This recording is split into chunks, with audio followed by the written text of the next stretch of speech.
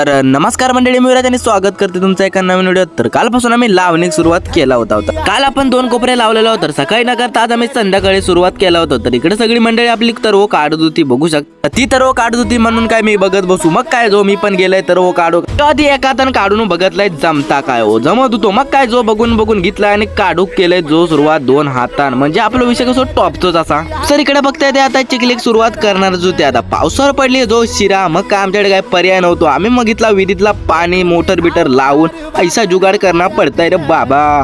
पाण्याचा तर जुगाड केला, मग काय भावाने इकडे कडकडी स्टार्टर मारला आणि केला जो सुरुवात चिखली। इकडे चिखल तर होत होती, मग बोलले जरा खत वगैरे नेऊन देऊया। मग काय त्यांना खत वगैरे नेऊन दिलं आणि जो आता बोलतात हाताबरोबर पेंड्या पण धुवून टाक। मग काय आता जास्त वेळ न घालवता लगेच पेंड्या धुवून घेतलाय। आपली चिखल पण झाली होती आणि आता बोलवा बांध घालूया। मग काय सगळ्यांनी बांध घालून घेतला।